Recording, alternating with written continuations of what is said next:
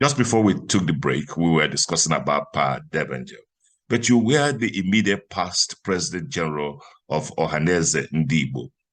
Tell me, what are the high points of your achievements at the leadership of that Pan-Igbo sociocultural organization? Well, overall, the awakening of the consciousness of our people to the desire to be united, to speak with one voice, and to put on the Nigerian agenda the feelings of the Igbos in the enterprise called Nigeria. Our people were fully participatory. Wherever I went, they received me with enthusiasm and offered advice, made their contributions. The organs of Ohaneze were on full gear. We hosted a meeting of the National Executive almost every month. At least we had it 3/4 of the months that we were in office. We hosted several meetings of the board, the highest organ other than the General Assembly that elects. We had rank of free election. But you could see the desire of our people to nurture an organization that speaks for them, the way Pandev speaks for the Middle Belt and the way Afenifere speaks for the Southwest, and the way Arewa and the Northern Elders Forum speak for the North. They embraced it. And it also enabled us to come together under the leadership of Chief Edwin Clark, who was the head of Pandev. That is the Pan-Niger Delta Federation. And for the first time to speak to the feelings of the people of the geographical areas that we represented. That, for me, was the highest point of Ohanese's achievements. And I was at some point made the coordinator of that, Southern and Middle Belts Leadership Forum. And it enabled us to exercise greater influence on the polity of our country. It is true that many times we had unlistening governments, but our views were on the front burner and still are. You were quite a strong voice while you were at the helm of affairs at the Ohaneze Ndibo. And one would wonder, what was your greatest challenge during that period? Lack of resources and the misunderstanding of my role by IPOP. Ohaneze had not been built into a people's organization where every individual Igbo, like in the Igbo State Union, through their various town unions at home and abroad, contributed to Ohaneze and to the Igbo State Union. It took a lot of convincing to make people understand that it was necessary to do so. Even though we set up the organ for this, we were not able to generate any reasonable dues from that organization. In fact, we didn't get any. So we were at the mercy of important Igbo businessmen who cared for Ohaneze and would make donations. And there were very few, you could count them in your fingers. And the state governments. I mean, at the time I left office, the Delta state government was owing us for the 48 months we were in office. It didn't give us a dime. The Rivers state government was owing us for 38 months that we were in office. The Abia state government was owing us for about 31 months out of the 48 months. The Ebonyi state government was going for about 27 months. The Anambra state government was going for 9 months. Enugu was going 0. My home state, thanks be to God. So perhaps because you come from the state. Obviously. And Anambra did quite well because they settled the balance within 1 week of my retirement from the office. But you see, the point is, the best motor car built from the best Bavarian motor works cannot move without fuel. I was jaundiced. I was incapacitated. I was denied of oxygen to breathe. So I was like a John the Baptist in the wilderness. But because I had worked for Hanese all my adult life, because I had worked with Zeke Okpara, because I had worked with Mwabweze, the founding father, I knew what was required. I worked with Odumegwu Ojukwu, our leader. I worked with Iwanyao. All these people gave me the impetus to soldier on, notwithstanding the absence of resources. And I was inflexible on the conviction of the Igbos as to where we would go. Well, the challenge here could be the saying that he who pays the piper dictates the tune. So, as the piper, maybe you weren't playing the kind of tune that those who would have contributed to Hanez and Debo would have loved to hear. What do you say about that? Not to pay anybody's tune. Because, first of all, look, I was older than all governors by age.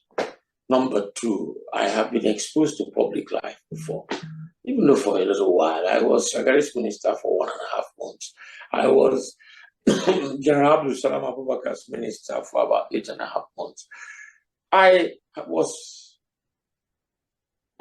well exposed to public office. I grew up. And before then, you held office with Shagari as one of his top advisors.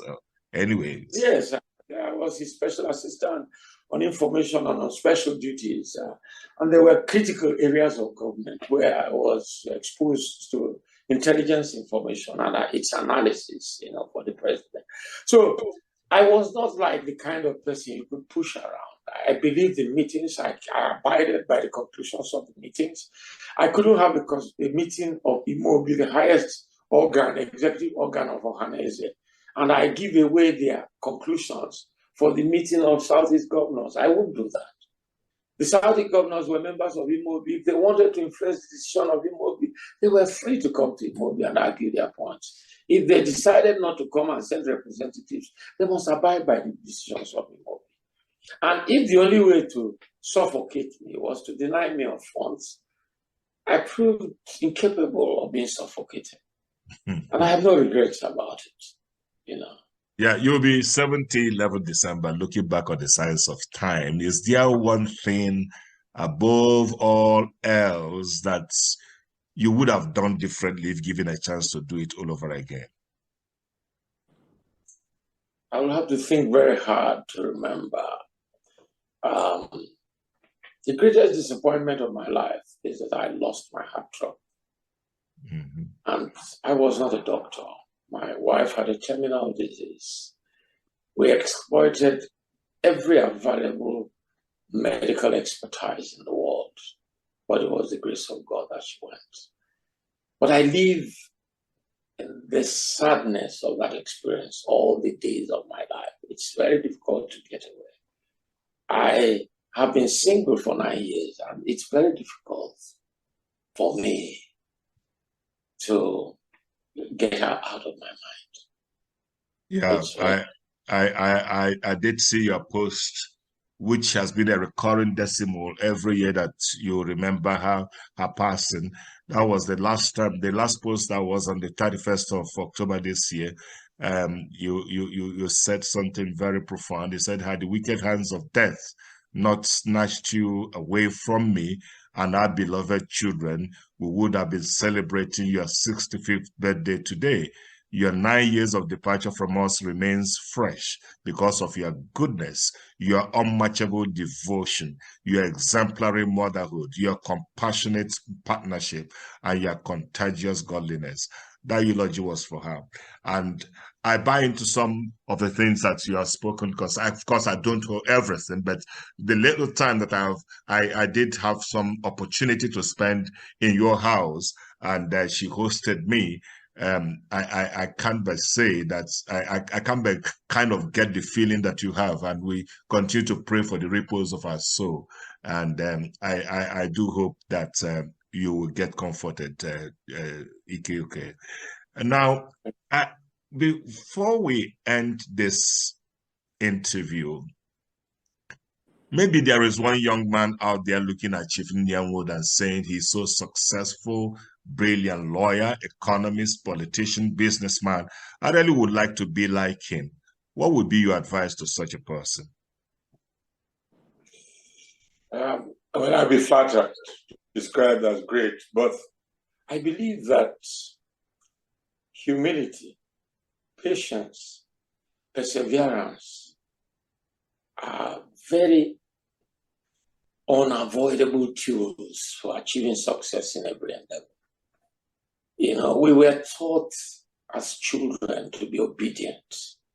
We were taught to be respectful.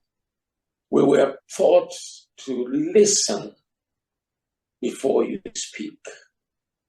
We were taught to revise often and often again what we thought we had known in order to attain perfection in its knowledge. The younger generation have not that patience. They want to get to the top as easily as possible. The models have changed. We were taught that greatness was in fidelity of conscience, fidelity of behavior, nobility of character, rather than in the size of your purse. Today, the signposts are the size of your purse, and it has mutilated your assessment of who is good and who is bad. And I would say to the new generation, money is important to pay for your needs, but it is not critical to your greatness. Knowledge, humility, and fear of God are far more important. I have had doors open to me without money because I announced my surname and somebody recognized my father and had good memories of him and told me that the apple does not fall too far away from its parent fruit and gave me a complimentary assessment on account of my roots. You know, I have had doors open to me because somebody listens to me make a lecture and his assessment of me was positive. He didn't know the size of my pockets.